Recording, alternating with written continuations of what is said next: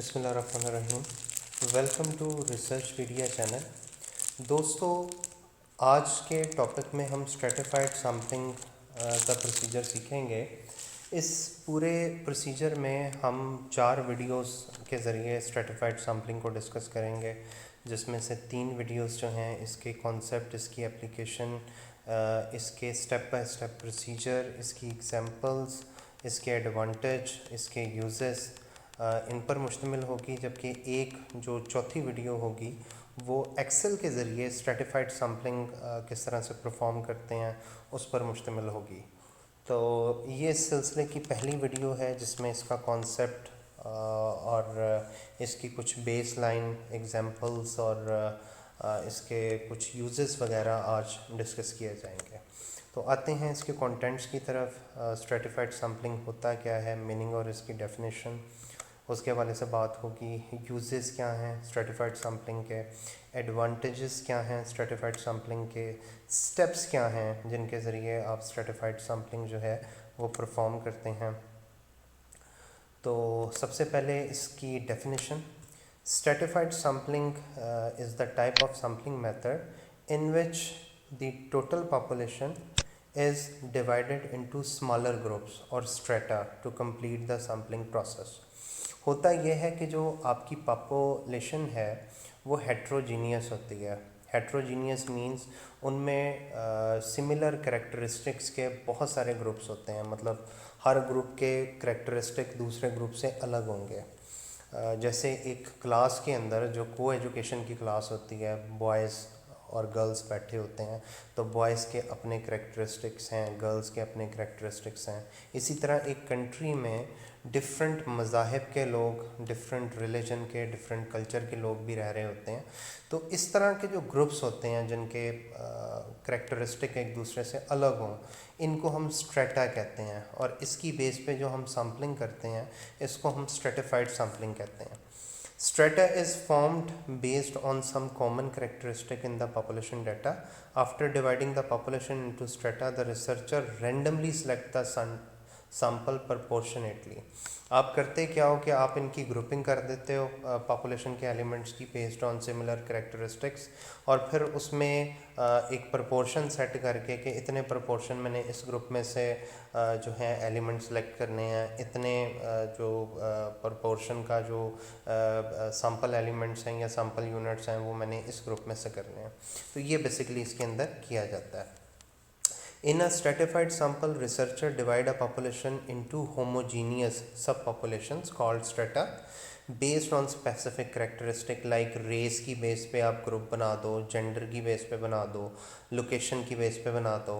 Every member of the population should be in exactly one stratum। ठीक है जी। उसके बाद ईच स्ट्रेटम, स्ट्रेटम मतलब ग्रुप है। Each stratum is then sampled using another probability sampling method such as cluster or simple random sampling, allowing researcher to estimate statistical measure for each subpopulation। तो आप basically करते ये हो कि जब आप ग्रुपिंग कर देते हो तो हर ग्रुप में से सिंपल रैंडम सैम्पलिंग प्रोसीजर के ज़रिए जो है वो आप सैम्पल सेलेक्ट कर लेते हो। Researcher rely on stratified sampling when a population characteristic are diverse। इस मेथड की ज़रूरत तभी आती है जब आप की जो पॉपुलेशन है वो डाइवर्स नेचर की हो, इसमें बहुत सारे ग्रुप्स हों जिनके सिमिलर करैक्टरिस्टिक्स हों, तो उस सूरत में इस सैम्पलिंग मेथड की ज़रूरत पेश आती है। अच्छा जी। उसके बाद अगर आप ये देखें तो यहाँ पर अगर हम करैक्टरिस्टिक्स की बेस पे जो है वो सैम्पल को चेक करें तो 3 ग्रुप्स बन सकते हैं। एक बिल्कुल वाइट्स का, एक ब्लैक्स का और एक ग्रे का।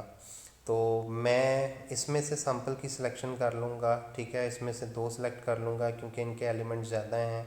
इसमें से भी सिंगल सेलेक्ट करूँगा। इसका मतलब है जो मैंने 4 एलिमेंट सेलेक्ट किए हैं उनमें से 2 जो हैं वो सिंपल रैंडम प्रोसीजर के तहत ब्लैक में से सिलेक्ट किए क्योंकि उनके एलिमेंट ज़्यादा थे, और 1 जो है वो मैंने वाइट में से सिलेक्ट किया और 1 जो है वो मैं ग्रे में से सिलेक्ट कर रहा हूँ। तो आपने ये भी ध्यान करना है कि जब आप ग्रुप डिसाइड करो तो जो ग्रुप बड़ा होगा उसमें से सैम्पल एलिमेंट्स ज़्यादा चूज़ करने पड़ेंगे, और जो ग्रुप छोटे होंगे उनमें से सैम्पल एलिमेंट कम आप चूज़ करेंगे। यूजेस क्या हैं जी?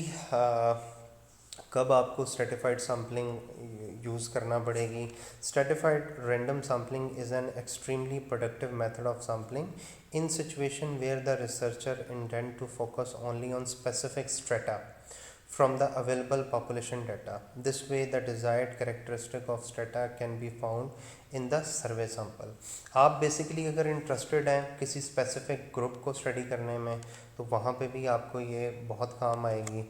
सेकंड ये है कि researcher rely on this sampling method in cases where they intend to establish a relationship between two or more different strata. अगर आप डिफरेंट जो आपके ग्रुप्स आपने बनाए हैं सिमिलर करेक्टरिस्टिक्स की बेस पे उनके दरमियान रिलेशनशिप डेवलप करना चाह रहे हैं तो उस सूरत में भी आपको स्ट्रेटिफाइड सैम्पलिंग की ज़रूरत होगी. If this comparison is conducted using simple random sampling there is a higher likelihood of the target group being not equally represented.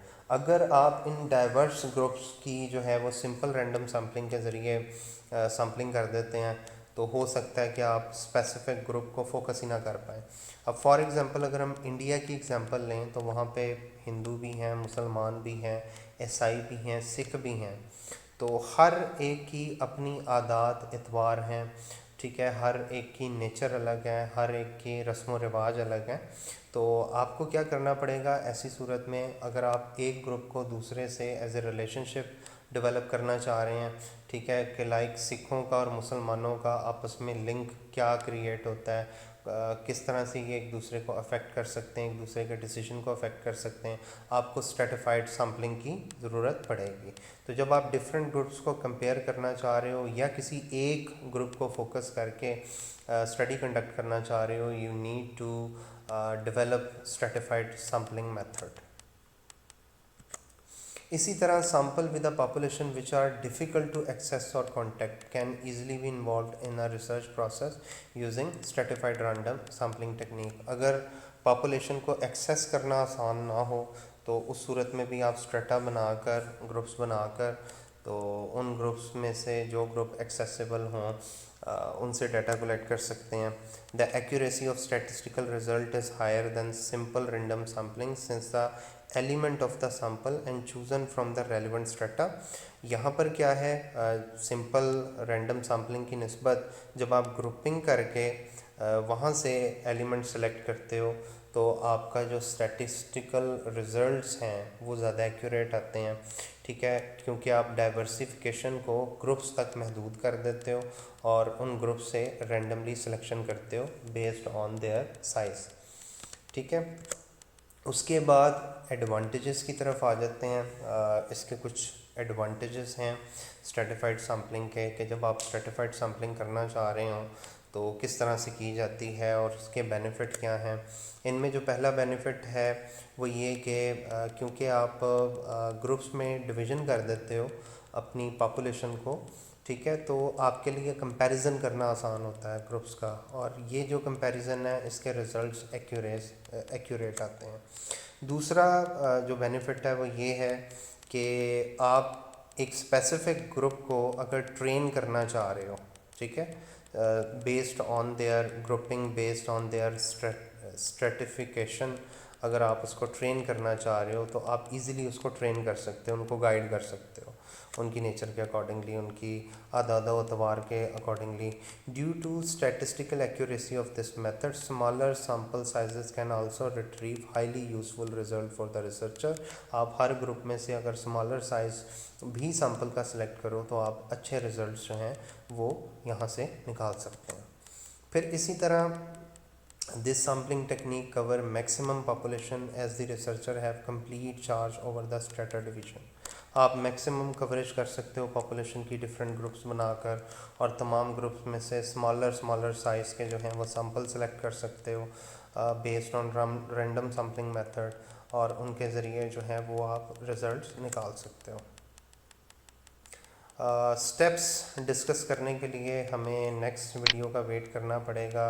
उम्मीद करता हूँ कि यहाँ तक जो है वो आपको इसका कॉन्सेप्ट, इसके यूजेस, इसके एडवांटेज जो हैं वो समझ आ गए होंगे. मज़ीद वीडियोस देखने के लिए चैनल को लाइक और सब्सक्राइब ज़रूर कीजिएगा. Thank you.